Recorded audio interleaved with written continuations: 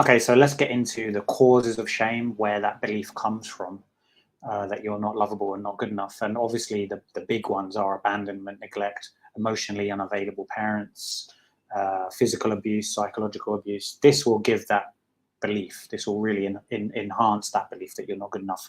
This belief that in the child that he has no value or she has no value. But it can come from many other ways. So let's look at that. So, for example, if you have an opinion and it's laughed at, you are made to feel stupid. And in other words, you are made to believe that what you have to say doesn't matter. Belittling, this is quite common at school. Obviously, you will never amount to anything. Name calling, teasing. Like, for example, nothing you ever did was good enough.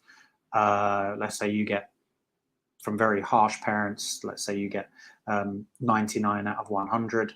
they're belittling you, saying that you should have got 100. Or if you get straight A's and you get a B at one point, your very harsh parents can and tell you that nothing is ever good enough. So it's creating this feeling of nothing I ever do is good enough.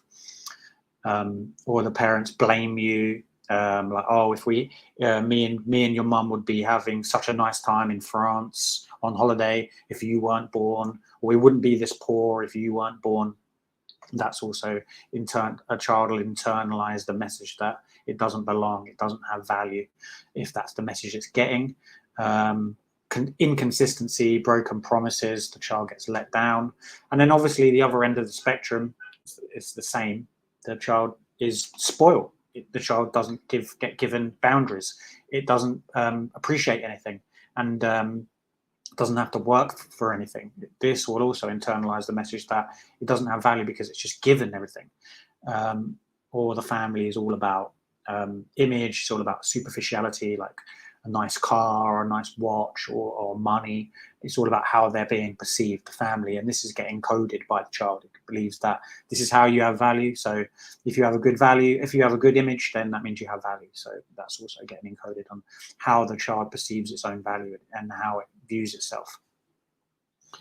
So the needs not getting met consistently. So if a child cries, this is a big part of neglect. Conditional love, you have to be a good little boy to get love. If you're bad, then you get ignored. I was ignored a lot as a child, so I believed that you had to be a good little boy to get love. You had to be good. You have to be nice to everybody. And you can see how this manifests as a people pleaser, as a nice guy, etc. Not validated, not nurtured. Also, a big family, there's only so much attention to go around. If you've got like 8 or 9 brothers or sisters, then the child will be neglected just because the family is so big. That can also create a deep sense of shame that the child isn't getting the needs met, because then maybe an older sister will become the primary caregiver, an older brother, for example. Shame-based parenting, like shame on you for doing that. That's just more direct, like the actual parents saying, like, shame, you should be ashamed of yourself. This will then in turn be internalized as guilt-based shame, that the child is ineffective, defective, inherently bad, because it's constantly getting the message that it should be shameful. And then ethnic culture, or feeling different. If you're the only black family in a neighborhood, or the only white family, or the only Indian family, then you feel on some level that you're different, and that can create indirect shame. And then obviously, like I said, what mirrors back the answer that you get from looking in the mirror, what gets mirrored back from Hollywood? A very high, unrealistic standard. Same as school, you've got to achieve grades, you've got to go to the best school, you've got to get the questions right. Your value is then equated that you are doing well at school, so therefore you have value.